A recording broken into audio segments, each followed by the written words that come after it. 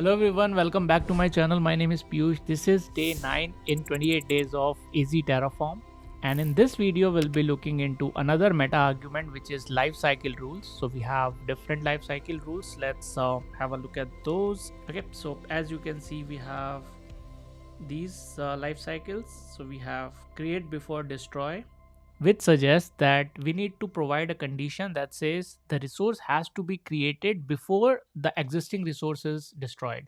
So this happen in those cases, when you are making a change to a resource and you want to minimize the downtime. You want to make sure that your newer resource is created before the existing one is deleted, right? So that's when you use create before destroy lifecycle. Then we have prevent destroy. That suggests that you don't want to destroy this resource even if someone accidentally push the command, or even if someone accidentally make the change. You don't want to destroy this resource. Then you add a restriction that this resource should not be destroyed unless you change the code, unless you change this life cycle, right? So that's when we use prevent destroy. Then we have ignore changes. That means that particular resource is prohibited and you should not be making any changes to that. So with that particular code snippet, with life cycle that says ignore changes, it will make sure that there are no changes that to be made to the resources. Then we have replace trigger by, I will explain it to you when I'll go through the example. And then we have custom condition. So we can specify some custom condition, like let's say resource should be created only on these available zones, or your resource name should only start with this prefix. So we actually add some rules, we actually add some predefined conditions, which will be applied on the resource, or which will do some pre-validation checks before you actually apply those changes, right? So this is what it is. And with this, our life cycle will be completed, but nothing is completed without the demo. So we'll be doing the demo first. Okay, so as always, what I'm gonna do, I'm gonna make a copy of this folder, copy, and then like paste it over here. The reason why I'm doing is so that I can upload these folders and the separate code snippet directly in the GitHub, right? So that's why I'm doing, I'm making a separate copy instead of making changes or overwriting the changes again in the same one. Okay, so now we have our day 9 folder, and now let's see the life cycle. So I'm going to go back to the Azure documentation or the Terraform documentation, whatever you want to call it. Let's see over here, life cycle. Okay, now we need to add this block inside that, inside the resource. Okay, so let's say how it's gonna be. So we'll start with the first one, which is create before destroy. So we want our newer resource should be created before this one is destroyed. So inside that, let's add a life cycle. Okay, and that says create before destroy equal to true. Okay, and let's plan the changes and see what's gonna happen. Okay, I don't think it will show you anything over here, because let's say inside the resource group name, if we see any changes, because the resource does not exist at this moment. So let's apply those changes first, tf apply, and then we'll try to make the changes. Auto approve. Okay, so I'm gonna pause the video while it is doing the changes. So let's just wait. Okay, so now it applied the changes, and now that we have used create before destroy, let's make some changes in the resource group. Okay, and let's add, maybe, do we have description? No, I don't think. Let's see what we can add inside the resource group so that we can make the changes in existing resource group. Azure RM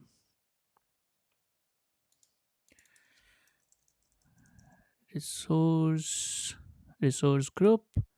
Okay, I guess it will have only the two field, name, location, and okay, we can add tags. Yeah, so let's add tags. tags, and let's use the tags inside, because tags is a map. Now that you have already seen the type constraint, so tag is a data type of map type, so it has to be key value pair. So let's call it environment equal to var.environment. So we already have the environment variable for that. So if we gonna make changes now, let's see.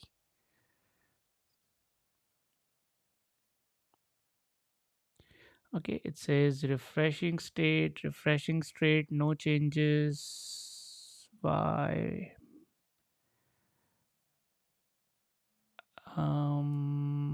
It did not make any changes to the resource group. Let's see if it has the tag. So I'm gonna go to resource groups and resource group name, I guess this one. No, yeah, this one. Okay, this is the storage account. And the resource group, does it have any tags? It doesn't have any tags. Why is that so? Let's go back. Maybe I did not save the file. Let's try this again. Let's run Terraform plan.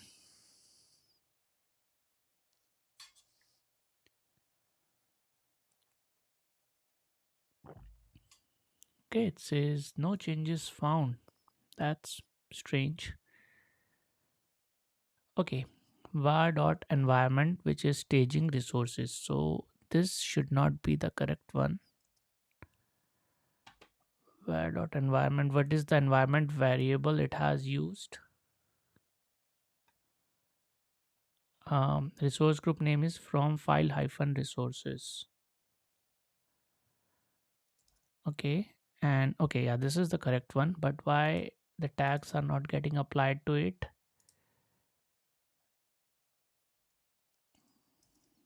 Yeah, this is some strange behavior.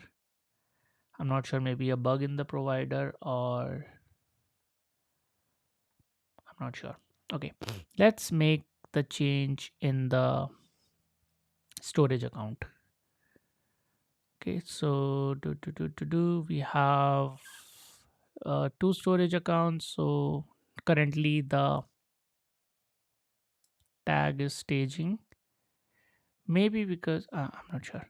Okay, so let's change this to var.environment, and in the variable let's change the environment from staging to dev.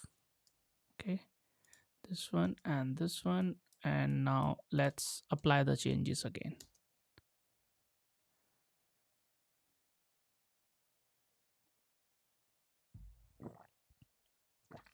Okay, it says no difference found. Okay, did not make any changes. What if we remove this? So the shortcut, by the way, I've used is command slash.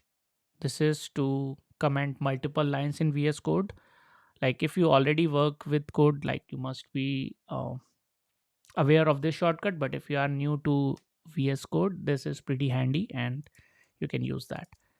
So let's try to make the changes again and see if it makes any difference.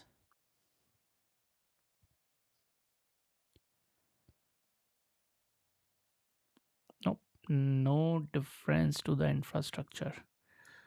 Okay, maybe it's not applying the tags somehow, or we need to make some extra details. I'll check this later on, like why making this change is not applicable. But let's change the account replication tier from GRS to LRS. GRS is geo redundant storage, LRS is locally redundant storage. So let's make this change and this should do something. Okay, so maybe let's show you how it's done without the life cycle and with the life cycle. So I'm going to comment this first. So the default behavior is it should. So this value is false. That means the resource will be destroyed first and the new resource will be created. So let's see how it's going to be like this, and we'll change it afterwards.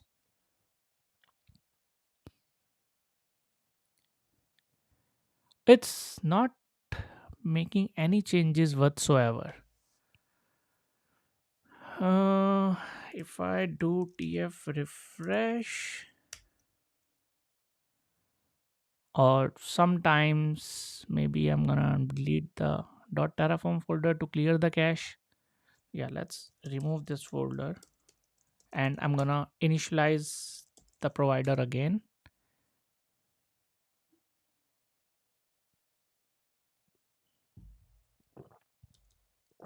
Okay, now if I'm gonna run Terraform plan,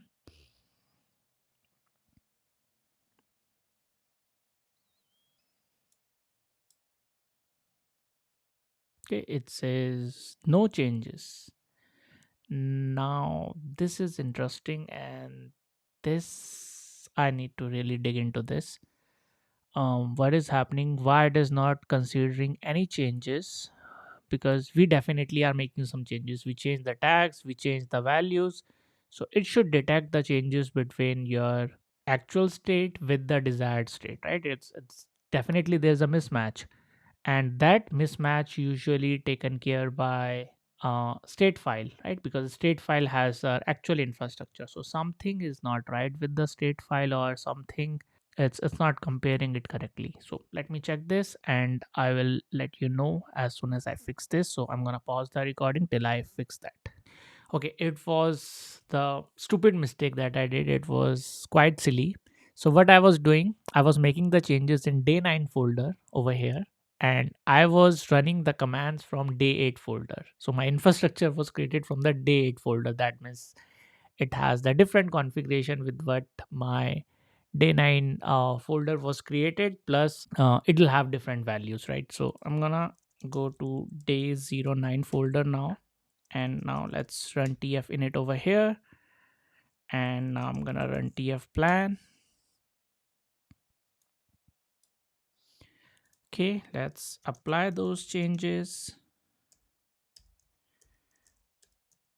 Auto approve.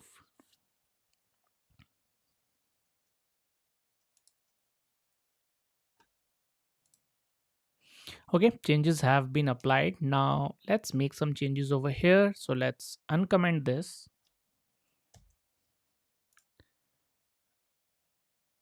and oh no, let's keep it commented because I wanted to show you both the parts, like before the changes and after the changes. And now there are some changes that let's make some changes over here. Let's do it to grs instead of lrs. So let's do a tf apply. Okay,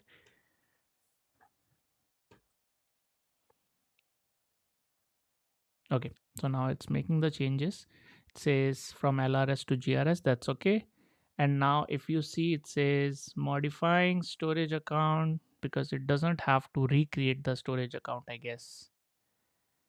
Okay, so it's still modifying and it's applied the changes, so that we cannot check with this. So let's make some other change. Let's try to maybe change the name. That will force the storage account name to be recreated. Okay, so let's go over here, and instead of, where is the storage account name? Okay, so let's do it 13 and 14.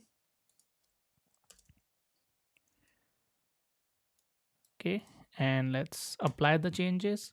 So ideally it should destroy the resources first and then created it. Let's see what's gonna happen now. So it says destroying and then creating. Okay, so it first issued the destruction command and then issued the creation command of the new resources. Let's go back and make the changes again, because 11 12 will be deleted by now. So let's try to create it again, and this time I'm gonna use life cycle rule. It says create before destroy, so that means the operation should be reversed. First it should create the resources first. I'll let this complete. Okay, so the changes were made. Now let's run this apply again.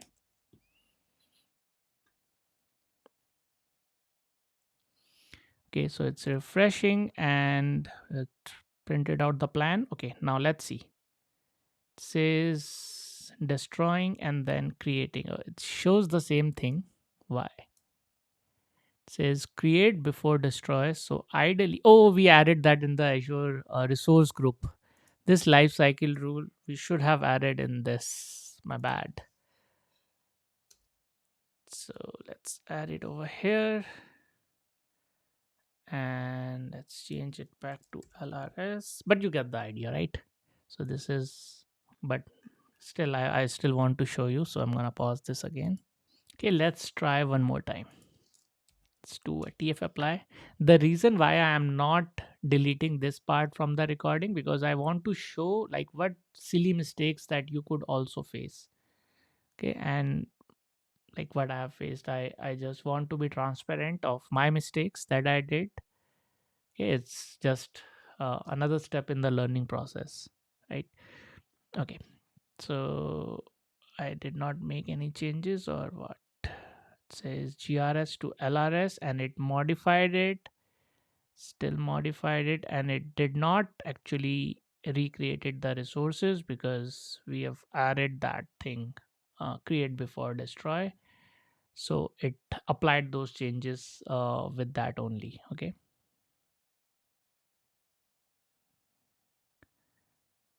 Yep, so that's what we wanted to see. The other one, let's move on to the next one, which is we've seen create before destroy. Now we have ignore changes. Okay, ignore changes, and I'm not sure the syntax of it, so let's go back and ignore changes. Okay,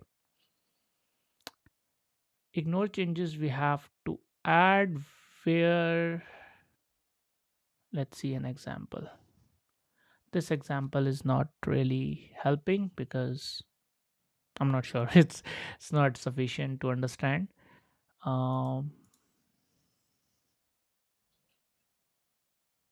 Maybe we could add the values inside it. So let's go back and let's add, I'm gonna remove this part from here and let's add ignore changes over here. So currently it should have the tag as environment. So if I'm gonna add life cycle and ignore changes, and inside that I'm gonna add this field. So cut it from here and paste it off here. This is as per the documentation, so let's see how valid this is. It is throwing some error for lifecycle ignore changes. Okay, let's see some example over here. So ignore changes Terraform example. Okay, let's check our old friend Stack Overflow. Okay, it says, okay, maybe, okay, so it has to be separate from the tags field, right? Like the way it is, or let's see the solution. So lifecycle ignore yeah, I think it has to be separate, or maybe do ignore changes all. So I'm gonna keep the tags. Let's cut it from here, paste the tag over here, and ignore changes. Let's call it tags, just like this. Let's see.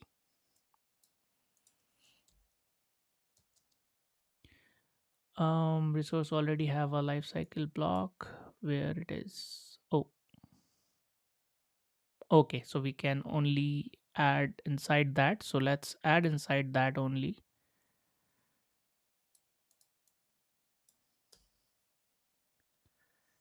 Over here, ignore changes equal to tags.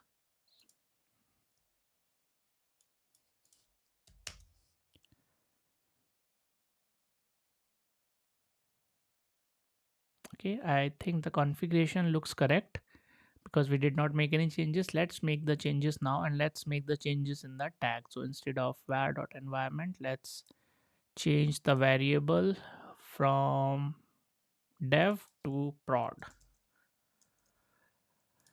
Okay, and let's apply the changes again, and it should ignore the changes. Okay, it says no changes has been done, but if we remove this, if we comment, if we comment this line and run the apply again, then it should apply the changes. It should change the tag. It did not.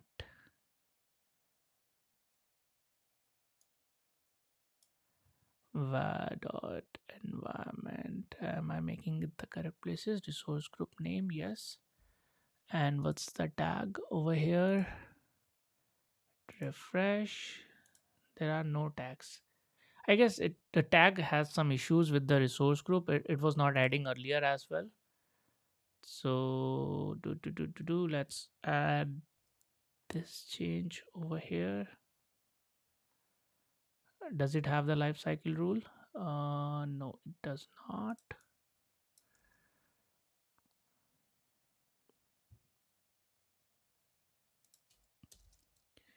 Okay, and let's comment this one and ignore changes, and let's make this as account replication type, this field. Okay, and let's change it from LRS to GRS again, and it should ignore the changes now.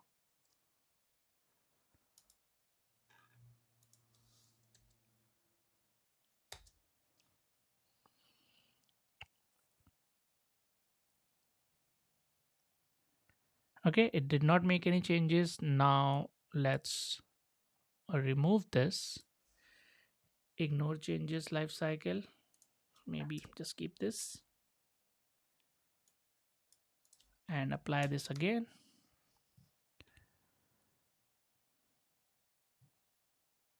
Okay, now it says to change. Now it is changing the value from, oh, now it is changing environment as well.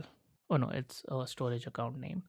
So it is changing the value from LRS to GRS, and it is making the changes. It has updated the changes, so which is expected one. Okay, so this is how this works as well. Ignore changes works. Now let's check the next one, which is, where were we? Lifecycle meta argument. So ignore changes is done. Now replace trigger by. When any of the reference item change, supply a list of expression referencing instance when used in a resource. Let's see.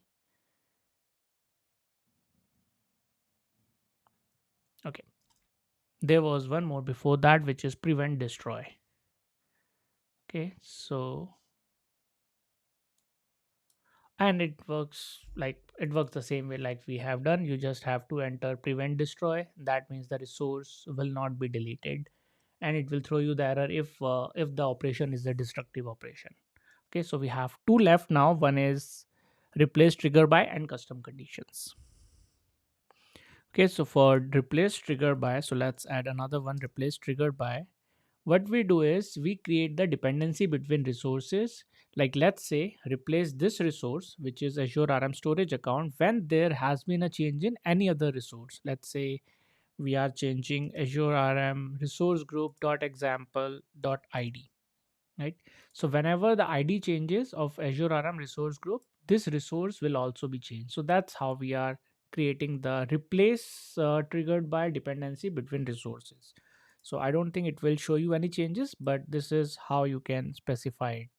So let's do tf apply, and it should not make any changes. So I made this changes, but yeah. Okay, and the last one is custom conditions. Okay, let's have a look at the custom conditions now. So in the life cycle, we can add a precondition as well as a post condition, or either of those.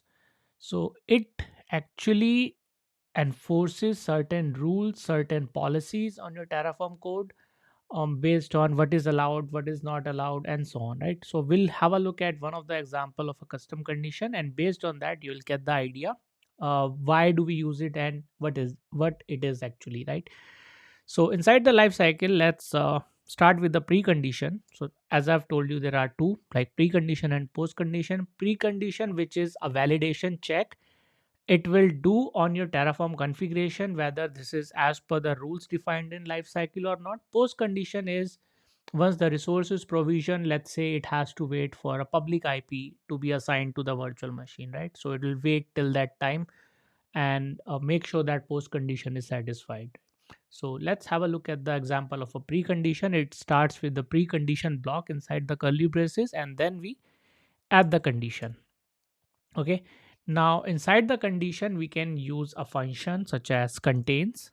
We'll look at the condition, we'll look at the functions later in this course, but for now, like there are different functions. Like we have already seen the length function. Similarly, we have contains function. Contains function check whether a value is there in a particular variable or not, or value is there in some data source or not, or like, it checks the condition for you, and it checks whether something that you are providing is part of something else or not.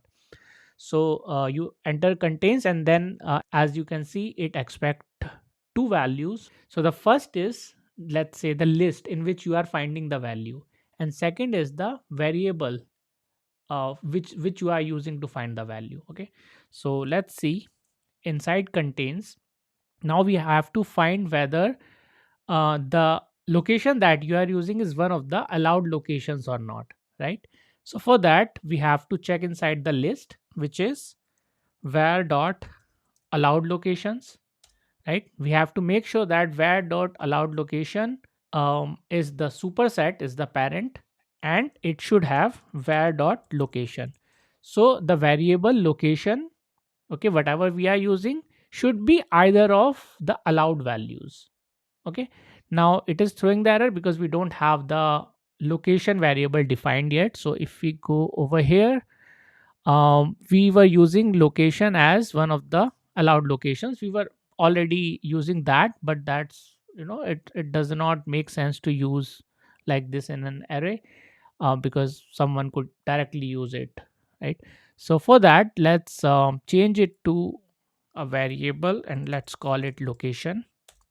Now it will still throw the error because we have not defined the variable yet. So let's go inside our variables and let's create a new variable of type string. The variable name is location, and it will hold the value of your location. Okay, let's start with the default location as West Europe, which is one of the allowed locations. Okay, type is string.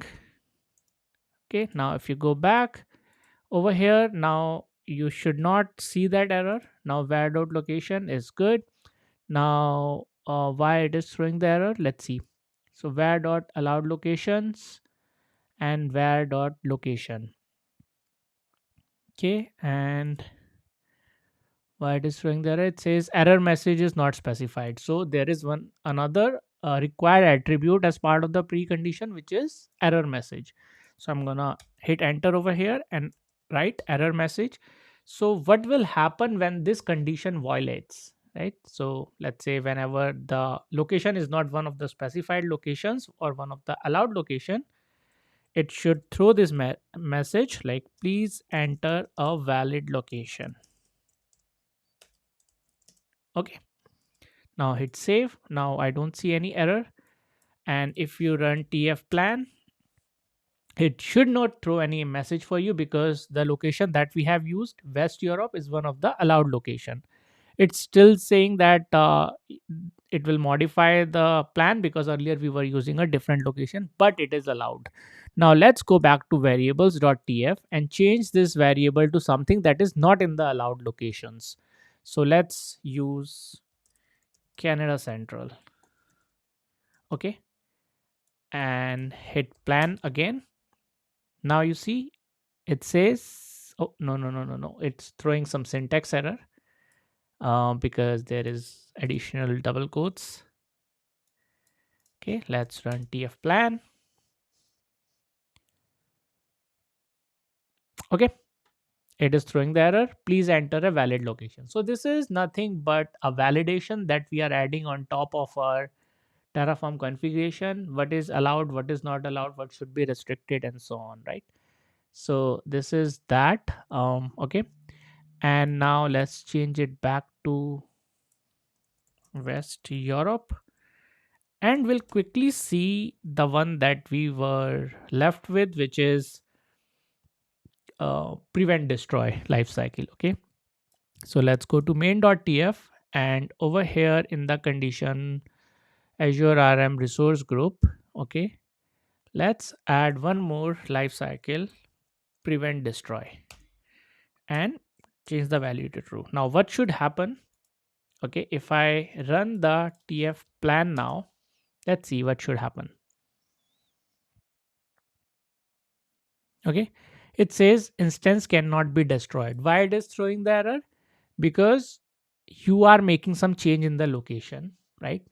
To change the location, the resource has to recreate itself. Okay, and to recreate the resource, this particular life cycle is preventing the resource to be destroyed, right? So this is what we add when we don't want to make any changes to the infrastructure. Let's say there is a code freeze and you don't want any changes, so you add a life cycle rule prevent destroy. And or there are some resources that you don't want to be altered at any cost, it is highly critical in nature, it has to be highly available, there shouldn't be any changes. So for those type of resources, we add prevent destroy equal to true, so that no one should be allowed to make any changes in that, right? So that's what it's saying, instance cannot be destroyed for resource group. And because storage account is dependent on the resource group, that means those changes can also not be applied. Okay, so yeah, that's all about meta argument, and that's all we have covered in this video. I hope this was one of the valuable sessions, and I will see you soon with the next video. We are going with a good pace, and I'm sure you are getting some learning out of it. So thank you so much and keep supporting. I will see you soon with the next video.